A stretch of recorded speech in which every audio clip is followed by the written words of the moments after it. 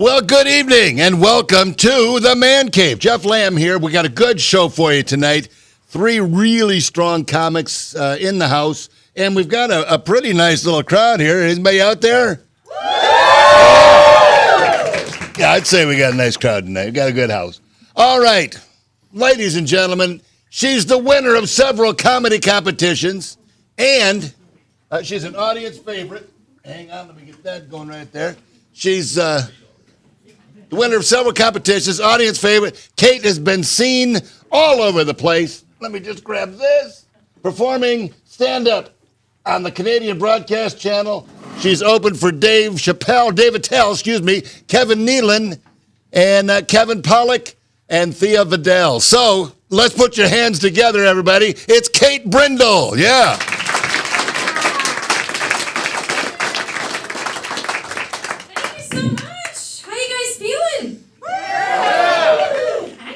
Me too. I am happy to be here. I'm kind of celebrating a little something personal tonight.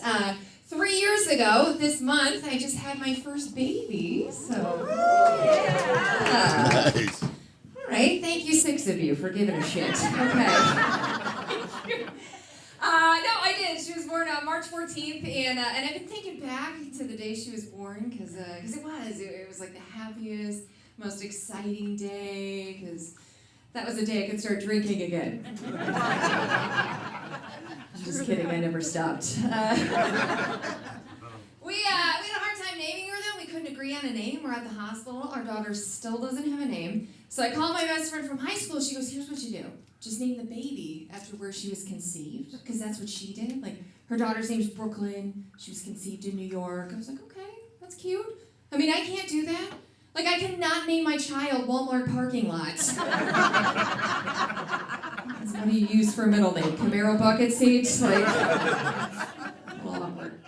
But we're gonna do it up. We're gonna do a little birthday party for her, and that's gonna be fun. And I just had my birthday not too long ago. I went away from my birthday. I went to one of those places where you go to eat, and the service is terrible. They're like intentionally rude and mean to you. Yeah, my parents' house. I had a tip. It was not fun. Here's the thing. I got the worst gifts from my parents. Worst gifts. I'm not trying to be up here, being all ungrateful. But here's what my parents got me for my birthday. They got me a gym membership. Yeah, it gets worse. And a scale. That's what my mother actually got me, and I was so offended. I was like, hello, like, clearly I asked for the diet pills and crystal meth.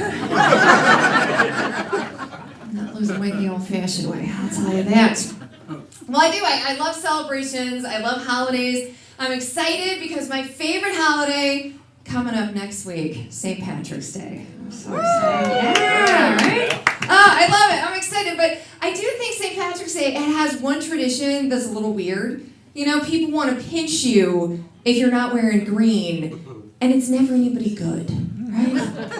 It's never anybody attractive who actually wants to come up and grope you, okay? Like last St. Patrick's Day, right? I ventured out. There's this guy, old enough to be my dad, okay? He's got this creepy, overgrown mustache, wearing a who farted hat. This guy comes walking right up to me and he goes, I'm gonna have to pinch you because you're not wearing any green. I was like, okay, I'm gonna have to call the cops. 'Cause you're not wearing any pants. Thought you had to do that at Applebee's. I don't know. But it's very nice to be here, very good to be here. I'm from Michigan, that's where I'm from. Thank you. That's kind of how I feel about it too. Honestly, my parents just had sex. They were too lazy to move. That's kind of my story. But I do love this part of the country because I love our casinos, right? Like I love going to the casinos, all of them. Because where else can you go and see somebody on an oxygen tank is still smoking 3 cigarettes at the same time? Plugging away at that slot machine. I love it. And I think it's kind of cool, right? I mean, we live kind of close to Canada, Windsor. I used to go over there a lot with my mom because my mom, she's kind of this wild and sassy lady. She used to go to this place right across the border in Windsor. It was called Danny's. Oh, wow. All right. Some of the ladies have the punch card. Okay. You've been there? Yeah. It was a male strip club, right? Yeah, absolutely. And if you've been, be proud, by all means. Because, I mean, my mom used to go. I mean, she only went there to visit my dad on his lunch break. It was like the only one wearing a G-string, black socks, and sandals. It's pretty hot. But it's cool. It's nice to be here. It's fun. I love doing stand-up. I've gotten to travel around doing stand-up quite a bit. I was out west for the first time not too long ago. I was in Montana and Idaho, and I'm driving around out there in the mountains. They have the weirdest signs out there in the mountains, okay? They have this one sign. It said, "Watch for the rock." Yeah, not like falling rocks, rocks plural, like one individual rock. It's like, that's weird, right? Yeah, sure enough, 200 yards down the road, there's Dwayne Johnson hitchhiking. Thank goodness they had that sign. Almost clipped him, you know. I was down in, a few weeks ago, I was doing some shows in Myrtle Beach, South Carolina. Yeah, I don't know if you've been there, but it's nice beaches, crappy souvenirs, I think, in Myrtle Beach. Here's one of the things that you can get in Myrtle Beach as a souvenir. A wax replica of your own hand. Yeah, right? Woo! Wax replica of your own hand. Like, who is that good for? Like a 13-year-old boy? Well, since you're so familiar with your hand anyway, might as well make a tribute to it.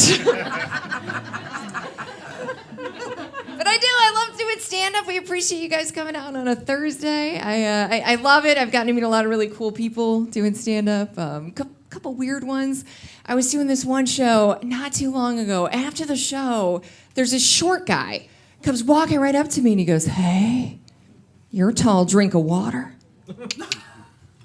All right. Like, what do you say back to that? Like, woo, thanks. You're a short little juice box. Just want to squeeze you. I mean, probably not going to be poking me with your little straw. But, all right, you guys are a little iffy on the Capri Sun dick joke. Okay. But it just feels nice to be out, you know, especially with the 2 years we had. Man, so many things that we never could have expected. You know, like this happened to me. I don't know if it happened to you, but I got threatened to get a COVID test. This is what happened, right? Check it out. So my mother-in-law, she calls me up. She goes, "You know, unless you get tested for COVID, you're not going to see me." Like, unless I know you're negative for the coronavirus, I'm not coming over. So I was like, yeah, I'm never getting tested. Thanks for the warning on that one. But I did, when the lockdown first happened, I spent so much time on the couch just watching reality television and anything. I'll watch anything reality. And it's trashy, I know that. But honestly, the trashier, the better in my book. Yeah, like I love this one show. It's on TLC. It's called My Strange Addiction. Have you seen this show? Yeah, it's so good, right? Like, I don't know what it is about watching somebody eat a couch that is so amazing. But did you see that episode? Yes, you could. But that's a real thing. That's the thing. If you've never seen the show or you've never heard of the show, do yourself a favor. Go home. Binge watch it immediately, because it will make you feel instantly better about your own life, okay? They did. You might have seen this guy, too. They had this guy on there. He was in love with this thing called a real doll, okay? And basically what that is it's like a blow-up doll, but it's for rich people. So, like, weighs as much as a human, it's got real human hair, and it's made of silicone. And if that's not real enough, maker of the doll wants to make the doll even more real, and he wants to make them talk. So when you use the doll, they'll say things like, "Ooh, yeah," or "Oh, God." It's like, gross. Like, I'm thinking if he really wants to make these dolls like real women, he should have them say things like, "No, not there," or "Are you done yet?" "Get the hell off my hair." That'll be $100. I did, though. I watched so much TV. Watched a lot of the true crime stuff. A lot of the true crime. And that's the thing that's kind of sad about these murder shows is it's usually the spouse who did it, right? So it's like, husband off on the wife or wife off on the husband. And the whole time I'm watching and I'm like, how could you do that? Like what kind of monster would ever kill the person they're supposed to love most in the world? Like how could you ever hurt the person that you vowed to spend the rest of your life with? And then 2 weeks ago, my husband and I were putting together an armoire from IKEA. And I was like, yeah, I could see that. I could totally relate to that. I did, though. I watched everything that was out. I watched a lot of the news. I don't know if you guys saw this. They were actually offering free beer and free childcare if you get the vaccine. Yeah. I've now been vaccinated 27 times. I like a deal. I do. I tried to be productive. I failed miserably, absolutely miserably. I tried to clean and organize. And I have a friend, she's like this professional organizer. She's almost like Marie Kondo kind of type. So I called her up. She goes, here's what you do, okay? Go through your house, and if there's anything in it that you haven't touched in 6 months, get rid of it. You don't need it. Yeah, so apparently I'm getting divorced. Learned a lot about myself during the pandemic. But actually it did, though. It affected the weddings, didn't it? People had to downsize or postpone. Round of applause. Anybody in the crowd getting married or recently get married or... Wow, big town for love. Okay. Divorced? Anybody doing that? Oh! Happiest lady in the whole damn place. All right. Congrats, I guess. Because I still went to some weddings and some of my friends still got married. My one friend, she did her bachelorette party, actually. And that was kind of fun because we got her a lap dance from my dad. So that was... It's a family discount. Don't judge. Okay, but I will say this. I didn't know when you have the bachelorette party, you get all the stuff, right? Like all the little sashes and the crowns and a little penis paraphernalia, because apparently that's how you show your friends you love them. Like, you cover them in little dicks, pretty much. Who knew? So we're shopping, and they have some weird stuff out there on the market, okay? They have this stuff now. This is a real thing. Vegan bondage gear. Yeah, I'll explain. I never heard of it either. Basically, you can get like all your S&M, whips, harnesses, all that stuff, not made out of leather, and animal skin in order not to be mean to the animal. And I think that's amazing, because it is so important to be compassionate to animals when you're beating the shit out of somebody. You gotta use the whip made out of asparagus instead. Just...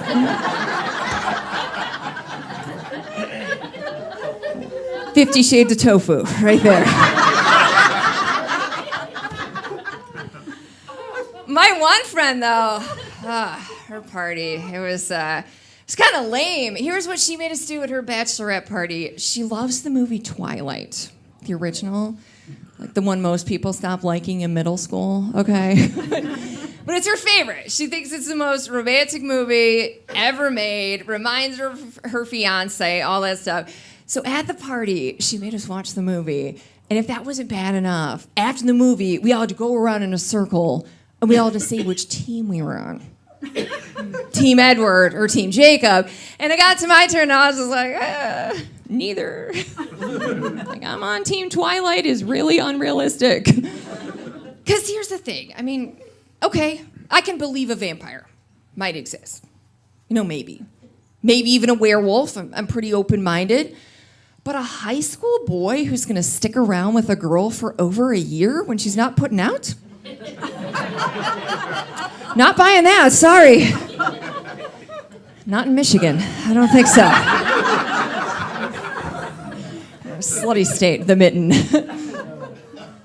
I wasn't that mad, though. I wasn't that mad. Maybe this is selfish, but when some of these weddings started getting canceled or postponed, I wasn't that mad because it is expensive getting invited to weddings, you know?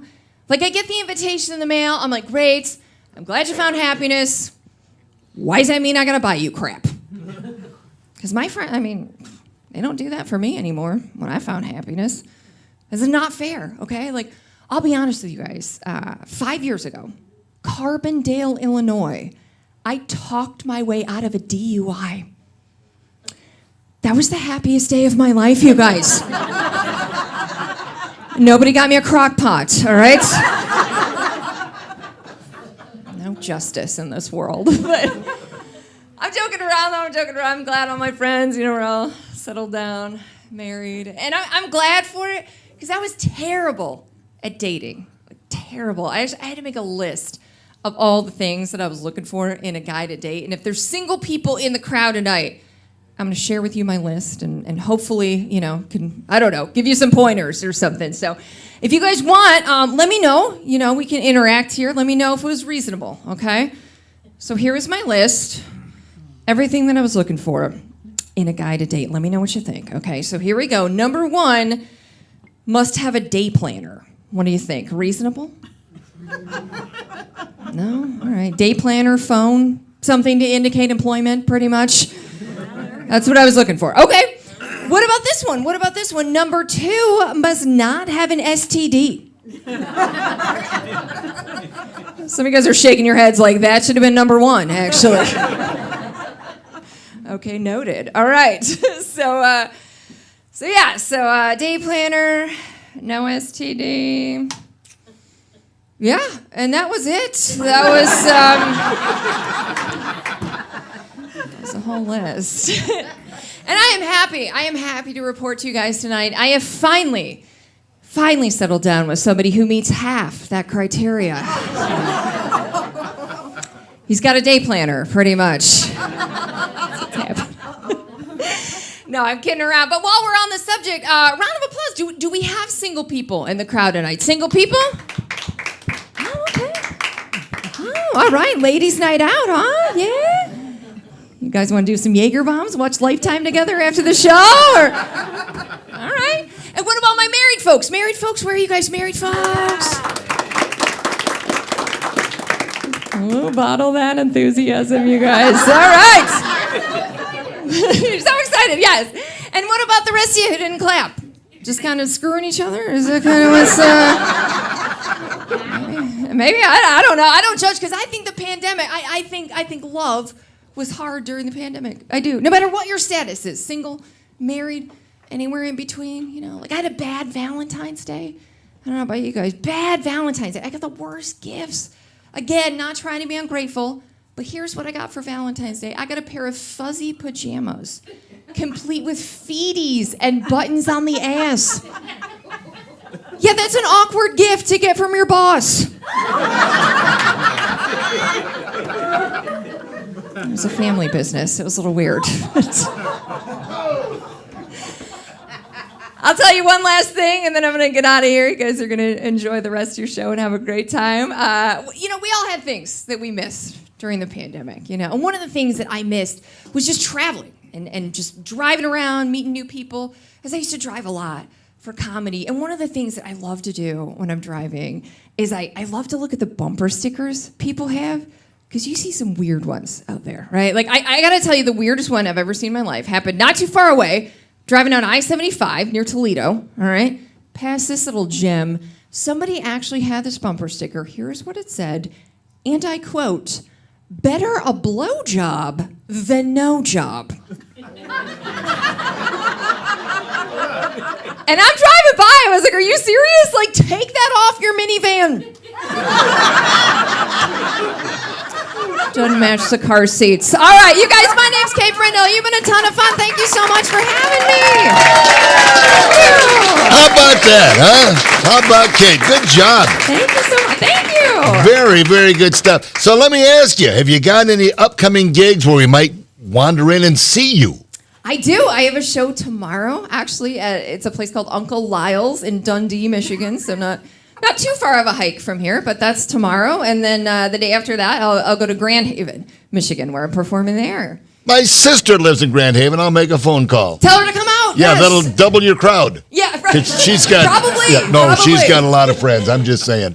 Well, listen, thank you very much, Kate Brindle. Everybody, one more time for Kate. Very nice. Enjoy the rest of your show. Yeah, how about that? Well, we're off to a good start tonight. And up next, by the way, before we get to up next, I want to remind everybody at home watching, feel free to make comments. These guys want to read these comments after, let them know what you think. And also, be sure and share this. The more shares we get on this thing, it really helps out the comics. It gets them seen, gets them hired, and gets them working. So, keep that in mind. All right. Corey W. King, an original cast member of the Andrew Z. in the Morning Show. Corey's been performing stand-ups, comedy all across the country for the last 17 years. Let's bring him out. Corey W. King. Come on, buddy. I got it right this time, too. I'm really proud of that. All right, that's enough, white people. How y'all doing? Yeah, it's a beautiful crowd, man. Sexy people, make some noise. All right, some of y'all shouldn't have been clapping, but it's all good. We will deal with that later. I appreciate Jeff for putting this together, everybody for coming out here today. I love what he said about me. Usually when I come on stage, it sounds a little different. It usually sounds something more like, coming to the stage, you guys have seen this guy on Comedy Central, BET, and HBO. He has worked with the likes of Dave Chappelle, Jerry Seinfeld, and Chris Rock. And next summer, you guys can see him making his movie debut in the final series of Ice Cube's franchise, the movie Friday, with Last Friday. Give it up for me, Corey W. King.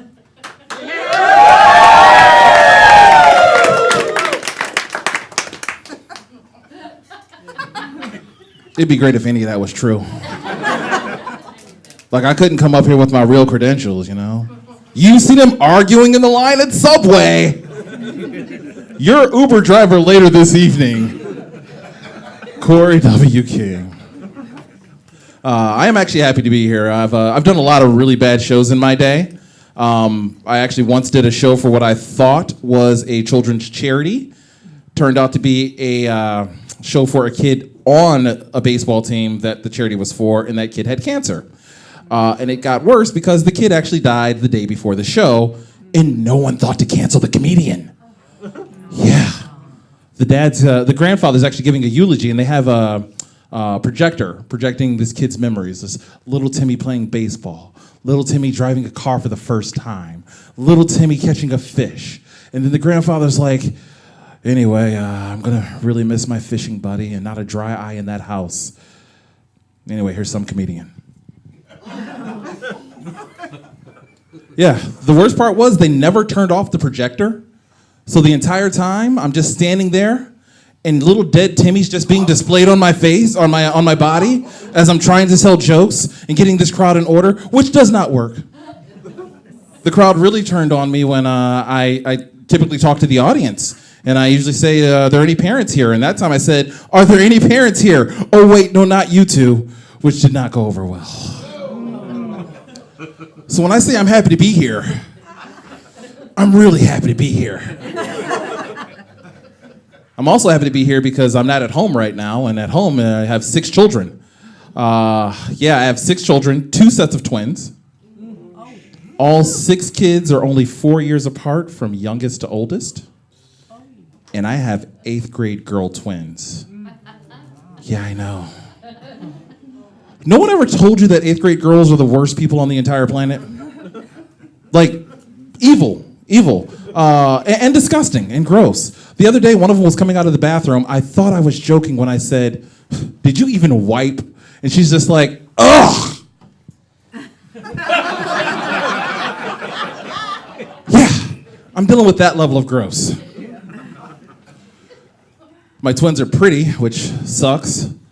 I figured they'd be pretty because their mom's cute and obviously look at me. But I have boys calling my house now, and I don't know how to handle it. I always thought I'd be one of those dads like, come over, I'm gonna clean the shotgun. But now that I've actually met them, my twins, and gotten to know them, I'm kind of like, you know what, you go ahead and take them. Please, just Out the door. Oh, face tattoo. I love it. Go ahead. Out. Yeah, don't even worry about bringing her back. It's all good. Despite having that many kids, me and my girlfriend actually had a pregnancy scare recently. I know, not smart. I didn't really think she was pregnant because I know like your uterus and esophagus aren't even connected.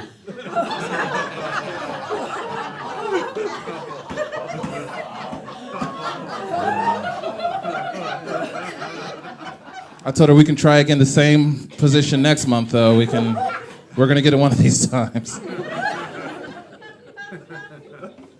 While we were trying to deal with the potential pregnancy scare, we kind of tried to talk ourselves into it. We went through baby names and what we want to name our future child, and we kind of had that conversation. And I'm black, so I want to name my kid after something that sounds like a car, drug, or disease.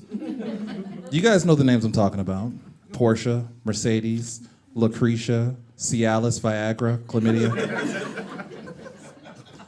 In truth, I really wanted to name my first daughter Chlamydia. Not because I think it's a gorgeous name, although it is, but because I don't want guys messing with her when they get older.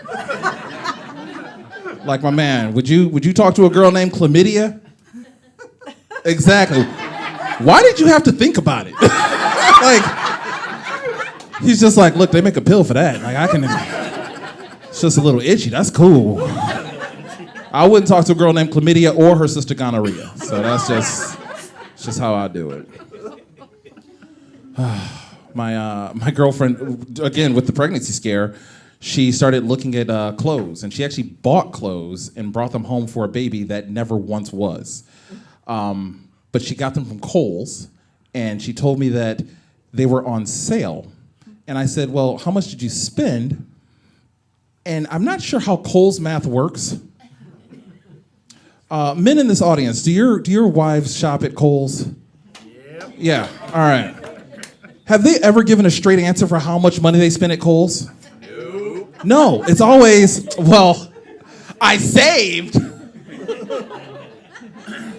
Just give me a straight answer. Like, how much did you spend? Well, I saved $614. We've saved enough to buy Kohl's.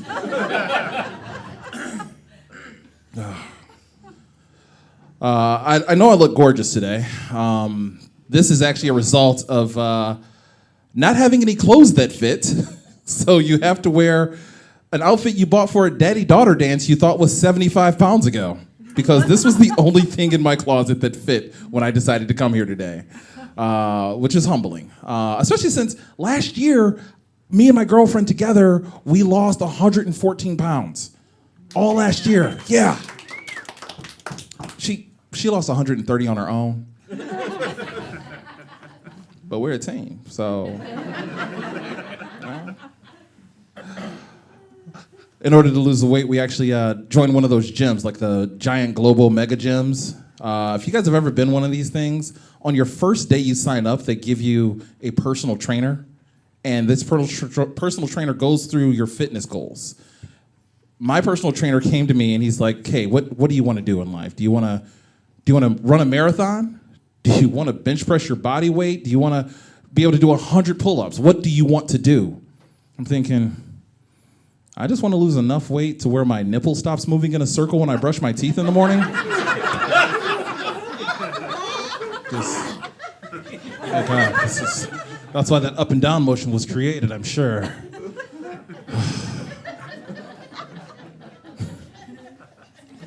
But I'll get there eventually. I saw my penis the other day for the first time in a long time. That was exciting.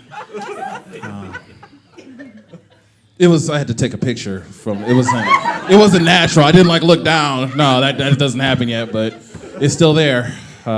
Yeah. It's actually all over the internet now, thanks to OnlyFans. I didn't want to start an OnlyFans, but gas prices are way too expensive not to. So if anyone wants to see it, hit me up after the show. It's gross. Oh, I see someone in the back shaking their head like they don't know what OnlyFans is. How? I'll share with you after the show. Or ask your kids, because they're gross too. I have teenagers, which is also disgusting. Pretty sure one of them got my couch pregnant. I'm expecting an ottoman in a few months. Kid's all right, though. My kid actually saved my life. September of last year, I was eating dinner, having tacos, and it was great. And all of a sudden, my face started to kind of slump, and my speech kind of got slurred, and my son recognized the symptoms of a stroke. I was having an active stroke. He called 911. I was on a helicopter to Toledo Hospital within 15 minutes. He completely saved my life, and I'm forever grateful for that moment in my life because I survived a stroke. Can you believe I survived a stroke, you know? And I know you're not supposed to have favorite children, but he shot right up that list. I told him, I said, hey, you know what? I'm so grateful to be alive. I'm so grateful to be here, and it's all because of you. I will buy you anything you want. Anything, you know what? Anything you want at all, you just name it, and I'll figure it out. But I've been poor most of my life, so my kid doesn't know what he can actually ask for. So his big wish was he wanted to put the angel on top of the Christmas tree. I know it sounds great, but I'm thinking, dumbass, you just talked yourself out of a PS5. Man. I will say, if you guys ever plan on having a stroke, make sure the paramedic does not hand your unlocked cell phone to your fiance. Yeah, that's how I became single. I can't even tell you what was in there because she kept my cell phone. But I remember what I was looking at when I started having the symptoms of a stroke, and it was not good. Yeah, it was gross. It was gross. But in the emergency room, I realized I have my phone on me. I know I have to destroy this thing. I can't delete apps because I only have one good hand. And so I'm trying to delete apps. It's not working. So I throw my cell phone on the ground, trying to break it. But Apple makes a very durable product. And the paramedic picks up my phone, and it was in slow motion. He's like, here, I'm going to hand this to you. And as he reaches over to hand it to my ex-fiance now, I remember uttering the words,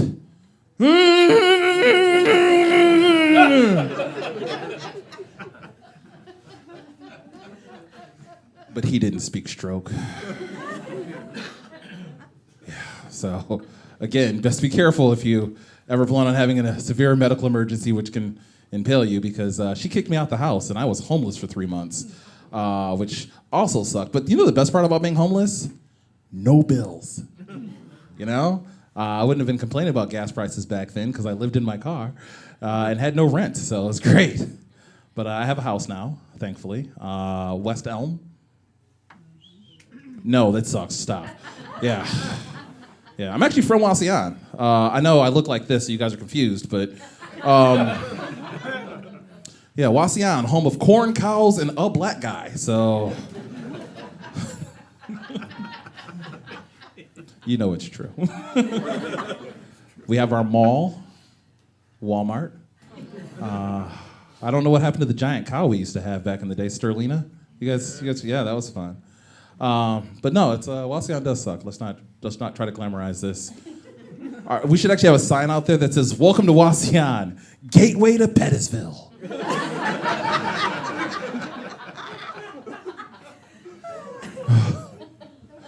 Oh man, my dad, at the age of 65 years old, decided that he wanted to start a new hobby, and so he started doing Civil War reenactments for the South. I'm not sure if he's ever seen a history book, but I wasn't sure that was the side that I would have volunteered for, looking like this. I remember asking my dad, I was like, hey, Dad, like, what does a black Civil War soldier do for the South? And he says, well, I'll tend to the horses for the other soldiers, and I'll prepare their tents and cook their food. And I'm like, you're a slave! You are playing slave every other weekend. That is what you were doing. And he said, fuck you. So that was comforting and fun. Oh, man. I'm going to get out of here on an impression. Actually, before I do that, I'm going to let you guys know, back in school, I used to be the person that used to snitch. I was the class snitch. I'll be the first person to admit it. I'm a little older now. I don't snitch as much, but I still love snitching. I watch TV shows about snitching. First 48, TMZ, Cops, all snitching. First 48, for those of you guys who are not familiar or don't know your neighbor's Netflix password, First 48 is a TV show where it should be a ton of science to solve a crime, because these detectives or cameramen go to cities where crimes are guaranteed to happen within 48 hours. Places like Detroit, Baltimore, Delta. And once a murder happens, you have 48 hours to solve it before the likelihood of solving this murder go down, way down. And you think, oh, these detectives are gonna go in like swabs and start swabbing blood and looking for fingerprints. No, it's all snitching. Lo and behold, an hour after the murder, some guy named Pookie comes up saying, hey man, I know who did that, that was Kibo. And you're like, these aren't real names. These are not government names, but it's all snitching. And I call First 48 snitching, I call that dumb snitching. Because now this person who just snitched on television has to go back to their same neighborhood where the people that he just snitched on live. That's dumb snitching. I like professional snitching, like TMZ. They snitch because they cause the incident that they snitch on, record it, and make money off of it. That's smart snitching. That's professional snitching. I love snitching, though. Some of you guys were snitches, too. Don't front. You guys just aren't ready to admit the real reason you guys were coming out of that teacher's lounge with that ice cream. I had my first cigarette in the teacher's lounge. I was that level of snitch. When I leave here today, I might have to snitch again. Because if I get pulled over by a cop, I guarantee I'm going to be like, hey, you missed that car up there. Actually, the smarter thing to do, though, if you get pulled over by a cop and you're maybe had a few or you're speeding or whatever, just say, oh my God, thank God, I just saw an accident about a half a mile back. I'm pretty sure these cops have had to sign some sort of agreement saying they have to help the people, so you get to go home free. Snitching helps. I'm gonna get out of here on an impression, if that's okay. I've actually asked Jeff to hook me up with some music and everything like that, so it's all good. It's an impression of the late, great Prince. Purple Rain, Diamonds and Pearls, Purple Rain Again, the movie and the song, so, double credit. This is my impression of Prince, and I'm gonna get out of here, okay?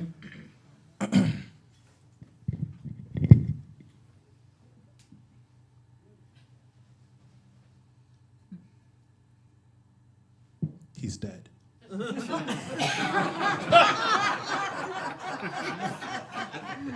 My name is Corey W. King. Ladies and gentlemen, how about it? Yeah. Corey W. King, lighten it up. Second time in the man cave. Yes. Yet you brought new material. I had to. Yes, you did. Well, that's always optimal, isn't it? Yeah. Yeah. So if you got any gigs coming up we need to know about, what do you got? I do. So April 13th, Massillon, Ohio, I'll be working at a place called Crackpot's Comedy Club with the WWF former superstar Buff Bagwell. Wow. Yeah, I'm also moving this Saturday if anyone wants to help. Just throwing that out there. West Elm Apartments, unfortunately.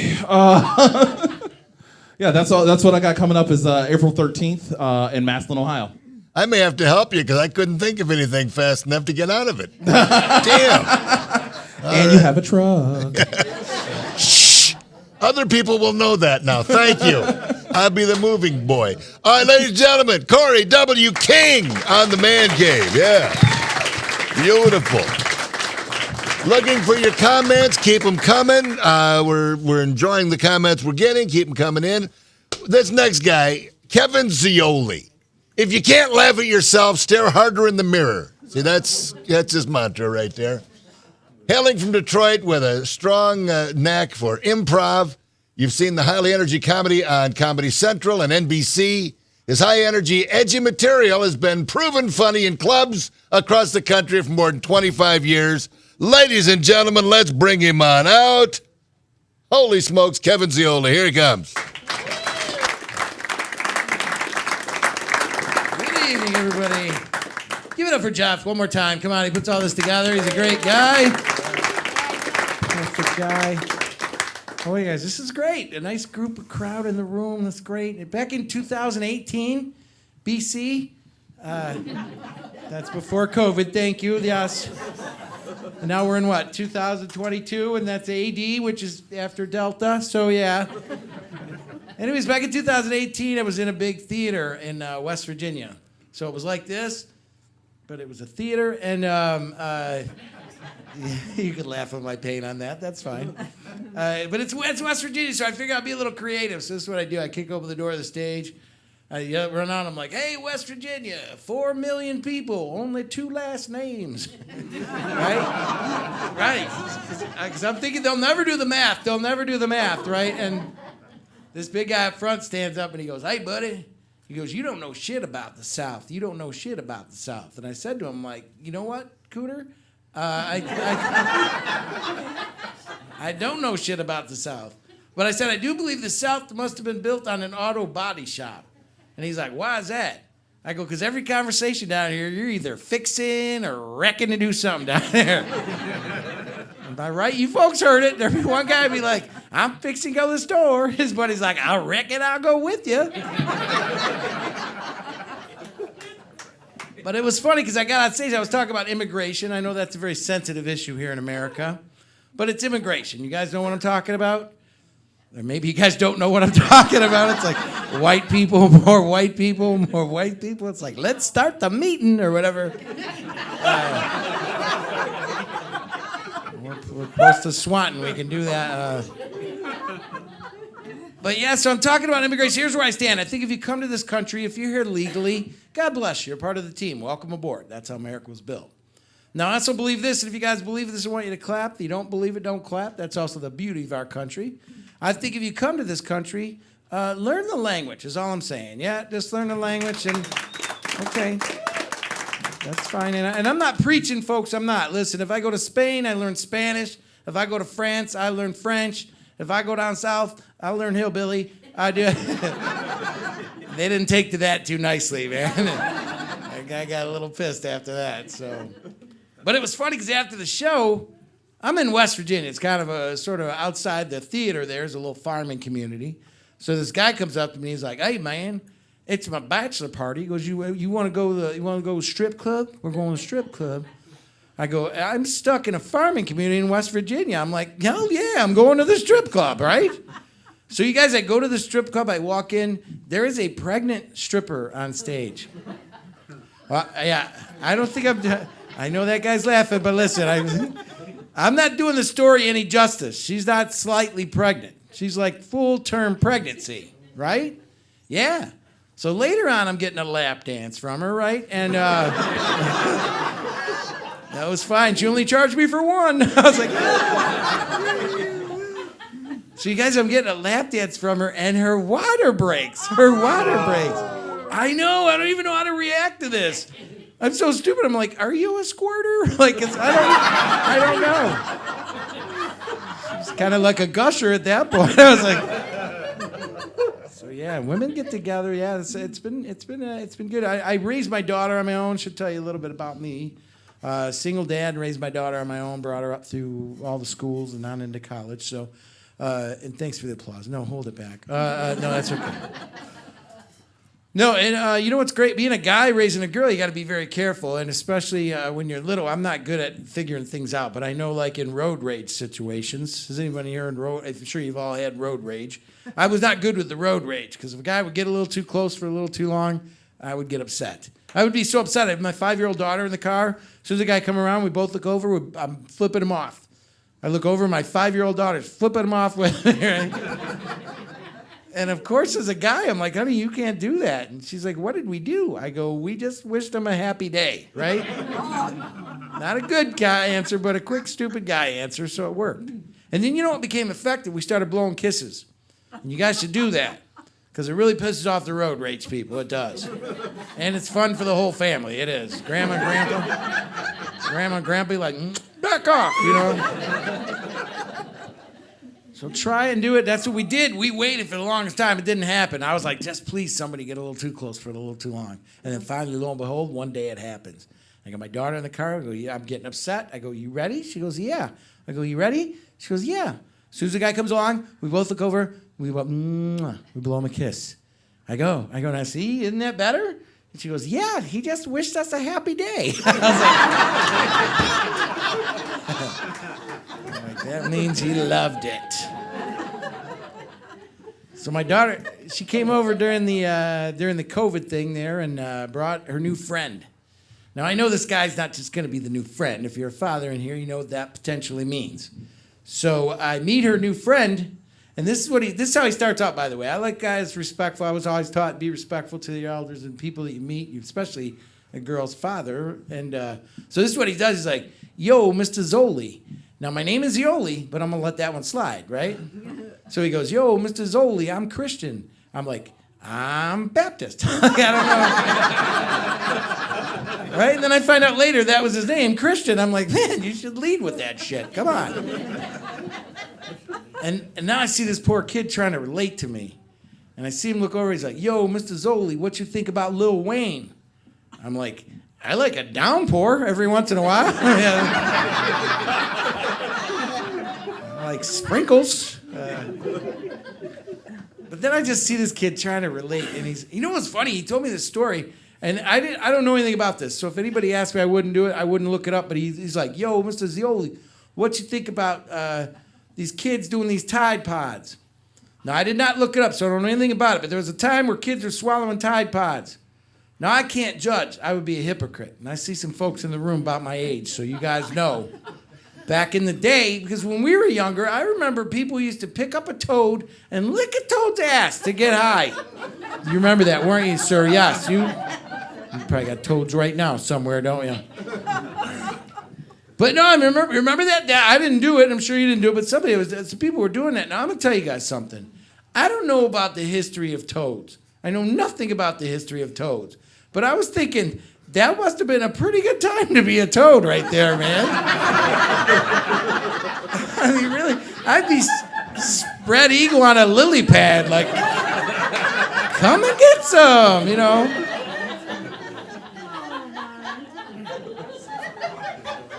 You guys are fun. I like this.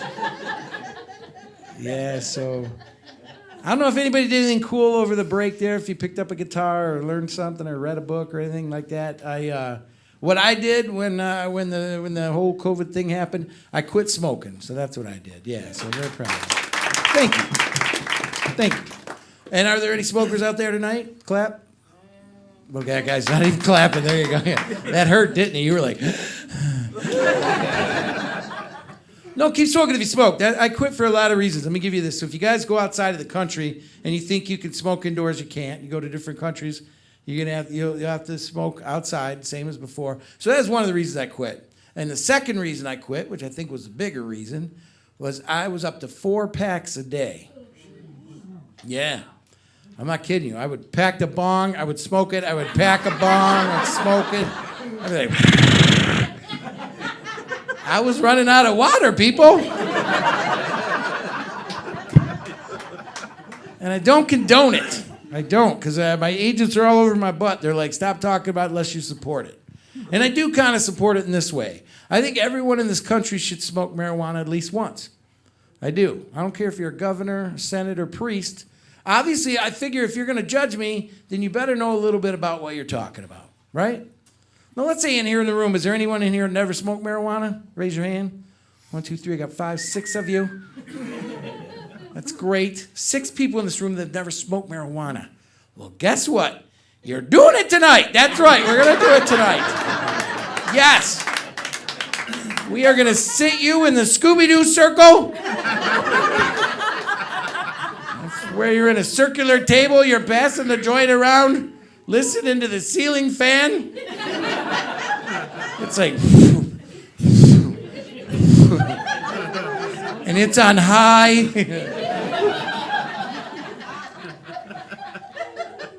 And then you know why we call it the Scooby-Doo circle? Because you know the next person that talks in that circle pretty much going to sound like Scooby-Doo, man. They'll be like, rah, rah, rah, rah, rah.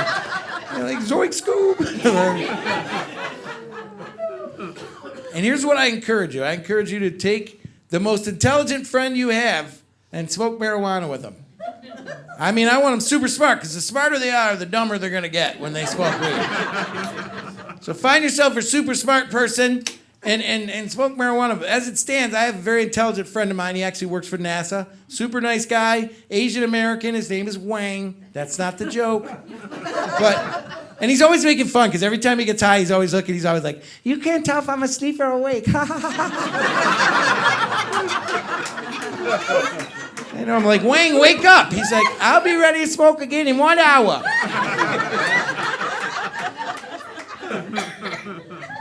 But he is so smart. He really is. And I'm telling you, like, the brain will go beyond it. But when you get high with intelligent people, the wheels are going to keep churning. They're going to keep analyzing stuff. I don't want to analyze things. I want to think about cloud shapes and colors when I'm high. That's it. But not smart people, right? They always have to come up with something. Here's some things that my friend Wang would say, and I'll share them with you. Like one time he stands up, he's like, "Hey, Kevin, you ever wonder if the Frisbee stands still and we spin around it?"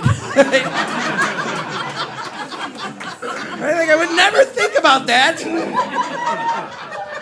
Guess what I got to think about for 20 minutes? I'm just like, no. And I'll give you guys this one. Now, some of you guys are going to get it, some of you aren't going to get it. If you see your neighbor looking like a deer in headlights, that's fine. Because when he first said it, I didn't get it either. But he stands up, he's like, "Hey, Kevin, last night I watched a National Geographic channel." I'm like, "Dude, I love that channel." He goes, "Oh, last night they talk about an earwig." He goes, "You know an earwig will climb in your ear and clamp down?" I was like, "Yep, that's what an earwig does." He goes, "Oh, this is why I'm afraid of cockroach." Help your neighbors, help your neighbors.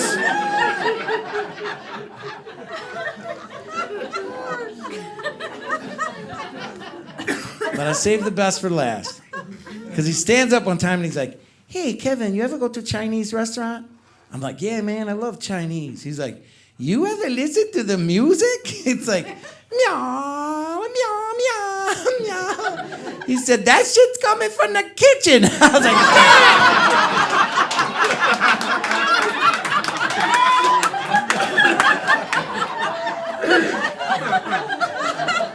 "Now, you may not think about it now. Wait till next time you're in a Chinese restaurant." You'd be like, "Shit, I have egg roll. I'm leaving, man." I did that joke down in West Virginia as well. I had this big. I might have been the same big guy because he sounded the same. Because he stands up, he's like, "Hey man, I get my dog high. I get my dog high." I'm like, "All right, cool, man. You get your dog high." But there's some therapy here for me, and I'll explain in a moment. But I started asking people around the country, did they ever get their pets or animals high? And I'm telling you guys what, you would be surprised at how many people would admit to this stuff. I've heard dogs a lot. People say you get a dog high, they stare at a ceiling fan until they fall over. So they're like, and they're out. People say if you get a cat high, they get all tweaky and jumpy, like a meth addict. Yeah. So I heard all these people explain it, but this is a short list of what everybody's told me that they've gotten high, admitted to me in shows of mine. I have heard cats, dogs, frogs, snakes, turtles, chinchillas, a hamster, bird, a fish. How the heck you get a fish high? I don't even know. I had to ask the guy, I'm like, "How'd you get your fish high?" He's like, "I dropped him in my bong." I'm like, "No, man." I did. He goes, "It was like seaweed." I'm like, No, it's not like seaweed.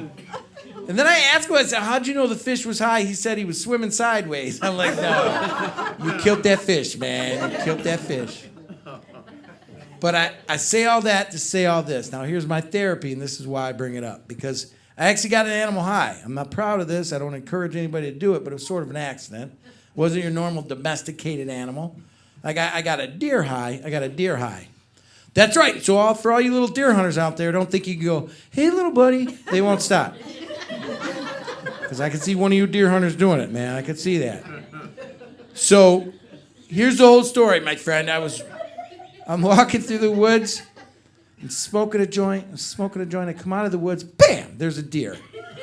Face to face, eye to eye, just staring at me, right? So what do? I'm like, You guys, I blew it right in the deer's face. Now I'm going to tell you something. A dog might stare at a ceiling fan till it falls over. A cat might tweak out and jump around. But a deer won't move a freaking muscle, man. They won't, you guys. I'm telling you. Because for like 25 minutes, I was like...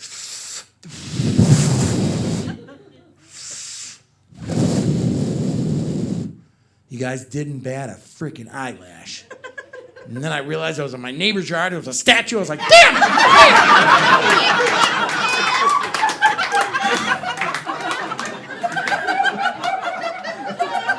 I know. I was like, no wonder the rabbit wasn't moving. You know what I mean? And there was an old lady bent over doing gardening. She didn't see me either. You guys like your shit in your yards up here. That's good. I should tell you a little bit more about myself. I'm from a big family. Big family, brothers and sisters. Anybody in here from a big family, brothers and sisters? How many, dear? How many? 11 kids? Oh, my God. The vagina's not a clown car. Are you serious? 11 kids? That's fantastic. Big family. Where were you at in the 11 there? Right in the middle. So you can relate with me a little bit. I'm from a big family, a big Italian family, 8 kids, so a pretty big family. And I'll tell you what's the negative and the positive about being from a big family, and I hope you would agree. The negative thing about being from a big family is you have to participate in that hand-me-down program, right? Yeah, and you look great in your older sister's shit tonight. You do. That's good. That's good. It's a great program, you guys. It makes economical sense. If I had 8 kids, I'd make them pass the clothes down, too. But here's the problem I had with it is my parents didn't look at the structuring of our family.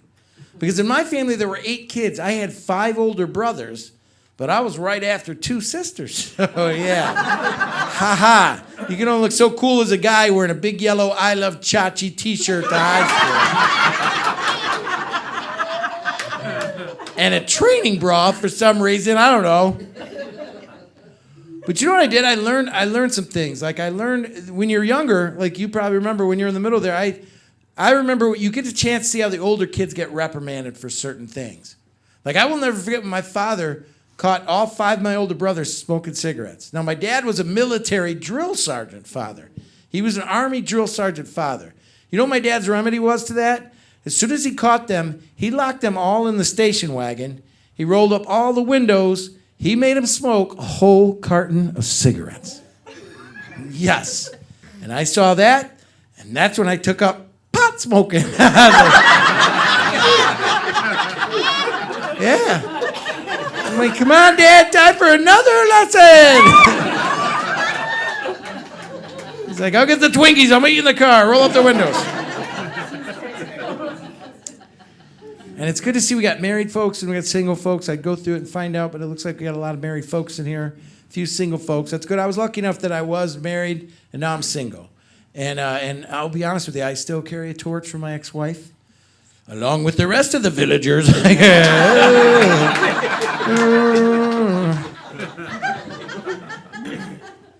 But I was, yeah, because I'll be honest with you, I liked being married. I did. So if you're married, keep it going, make it work. I like being married, but I love being single. What I don't like about being single, I don't like the uncomfortable questions after sex. Like, do you mind taking a cab? And will you fix me a sandwich? But I'm in the kitchen making my sandwich, waiting on my cab, right? And, oh, it's funny now, ain't it? Yeah. But I realize this, I think we're all prepped for marriage, very young, and even as kids. And you guys may not believe it, but you're all going to help me prove it, because I'm going to need your help here. Let's pretend like 2 of our friends got together on the playground. Like, let's say Mike and Sheila. Now, how would we tease them? You guys remember the stupid song? Help me out, it'd be what? Mike and Sheila sitting in a tree. Sing, people. K-I-S-S-I-N-G. Come on. First comes love, and then comes marriage, and then comes the baby in the baby carriage. Right. See how cute it is? Mostly women singing in the end. It's like to be like, first comes love. And then guys are like, then comes, no. But listen, whether you sang it or whether you hummed it or you just knew the words to it, it says right in there, love, marriage, Baby in the baby carriage. Very cute, very innocent, kind of bullshit nowadays. Because I will point out to you that over 53% of marriages in this country now end in divorce. And I keep thinking, as unfortunate as that is, what about those kids from those broken homes? What are they going to sing on the playground? So before I get out of here, I wrote a couple lines. This is for the kids from the broken homes. It's like, Mike and Sheila sitting in court. Mike's trying to lower his child support. I'm hitting home there, aren't I? All right, hang on, one more. Damn it, I was so white. Okay, I got it. Last night. Because Sheila came home, caught Mike in the bed with the neighbor and her sister sucking on his... Thanks a lot, you guys. You guys have been fantastic. God bless you very much. How about that? Kevin Zeoli. Kevin, first of all, thank you for coming all the way down from, what, Michigan? Yeah, all the way from Michigan. Wow, Yeah. and you didn't get a room. You drove From the straight through. State. No, that's wow, fine. beautiful. All right, and well, thank you for that. Also, Thank you, John. what do you got coming up? What do you got? You got any I got swag? I got a big fundraiser coming up, and tomorrow night in Howell, Michigan, and then I'll be up in Midland, in the mid part of Michigan. So if I could do the hand thing, it's like right there and right there. So I will be doing shows, big fundraisers, and I also do these for fundraisers. I sell these bumper stickers. I put the proceeds to St. Jude's Children's Hospital. So if you guys are familiar with that, yes, ma'am. It says "Big Freak Sex Monkey." So yes. Jeff, you don't have to put them on your car. No, that would be lying. You can put them on cop cars and church buses. Have fun with them. But see me afterward if you want to help out St. Jude's. And is there anything else, Jeff? That's most of I know you got to go, yeah, but thank you very much. I appreciate it again. One more time, everybody. Let's hear it for Kevin Zioli. Yeah. Well, we got Comedy Hour number 4 under our belts here, and effectively it was seamless. So anyway, thank you for tuning in at home. We'll be back the next second Thursday of next month, so don't miss it if you can. Thank you for tuning in. Good night, everybody. Let's hear it. Put your hands together for all the people in the room here.